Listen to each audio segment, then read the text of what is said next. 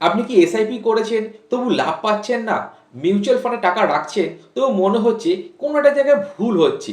যদি আজকের এই ভিডিওটা আপনি পুরোটা না দেখেন, আপনি হারাতে পারেন আপনার কষ্ট করে জমানো টাকার একটা বড় অংশ। সফল মিউচুয়াল ফান্ডে ইনভেস্টমেন্টের ৫ খানা গোপন বিল্ডিং বা ব্লকের কথা বলবো, যেগুলো না জানলে আপনার এসআইপি যাত্রা সম্পূর্ণ অসম্পূর্ণ থেকে যাবে। আপনার জন্য আমার এই প্রশ্ন, আপনার এসআইপি সত্যি ঠিক পথে চলছে, নাকি শুধু টাকা কেটে যাচ্ছে কিন্তু ভবিষ্যৎ তৈরি হচ্ছে না? উত্তরটা আজকের ভিডিওর একদম শেষের দিকে আমি দিয়ে থাকবো, তাই শেষ পর্যন্ত ভিডিওটার পাশে থাকবেন এবং দেখতে থাকবেন। নমস্কার বন্ধুরা, আমি সুব্রত পাল, আপনাদের সঙ্গে সুব্রত ক্যাপিটাল চ্যানেলে রয়েছি। আজ আমরা কথা বলবো সেই বিষয় নিয়ে যেটা সাধারণ মানুষ সব থেকে বেশি ভুল করে। কি বলুন তো, সেটা হলো মিউচুয়াল ফান্ডে ইনভেস্টমেন্ট। অনেকেই ভাবে যে শুধু একটা এসআইপি শুরু করব, তাহলেই আমি ধনী হয়ে যাব, কিন্তু বাস্তবতা সম্পূর্ণ আলাদা। আজ আমি আপনাদের দেখাবো যে ৫ খানা এমন গুরুত্বপূর্ণ বিল্ডিং বা ব্লক, যেগুলো ছাড়া মিউচুয়াল ফান্ড আপনার জার্নি কখনোই সফল হবে না। Guidance number, step number 1, guidance হলো সব থেকে প্রথম ধাপ, সঠিক গাইডেন্স। অনেকে কি করেন, কোনো অ্যাপ দেখে, কোনো বন্ধুর কথায়, কোনো ইউটিউব দেখে বা কোনো ফান্ডের পাস্ট রিটার্ন দেখে আপনি টাকা ইনভেস্টমেন্ট করেন। ফলাফল কি হয়? ভুল ফান্ড, ভুল ক্যাটাগরি এবং ভুল লক্ষ্য। তাহলে কি করা উচিত? সবসময় একজন দীর্ঘ বছরের অভিজ্ঞ, পক্ষপাতহীন, বারবার কথাটা বলবো, পক্ষপাতহীন, যে কোনো পক্ষের কথা বলবে না, সেরকম MP registered mutual fund distribution পরামর্শ নেবেন। লক্ষ্য বুঝে ফান্ড নির্বাচন করবেন।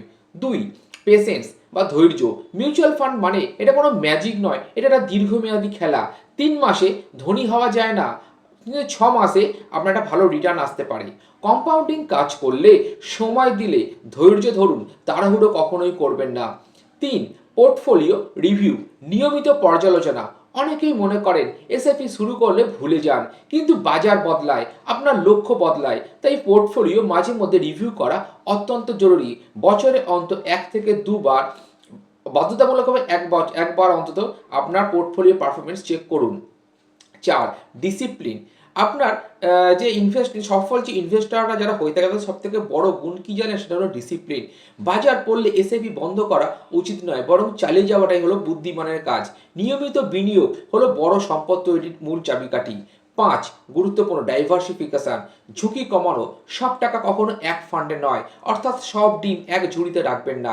আপনি equity, debt, hybrid, gold, commodity, silver সবগুলো ভিন্ন ভিন্ন জায়গায় বিনিয়োগ করুন।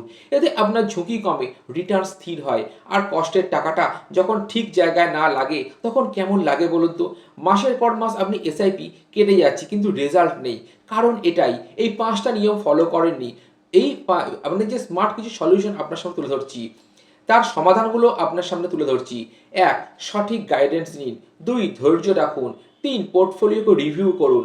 4, ডিসিপ্লিন মেনে চলুন। 5, ডাইভার্সিফিকেশন করুন। এই 5টা নিয়ম মেনে চললেই আপনার মিউচুয়াল ফান্ড জার্নি একদম সফল হবে। বন্ধুরা, মিউচুয়াল ফান্ডে কোনো একটি জুয়া নয়, এটা একটা বিজ্ঞানসম্মত সম্পদ তৈরি করার সঠিক রাস্তা। আপনি যদি সত্যি আপনার ভবিষ্যৎকে শক্ত করতে চান, তাহলে আজ থেকে এখনই সঠিক যাত্রাপথ শুরু করুন।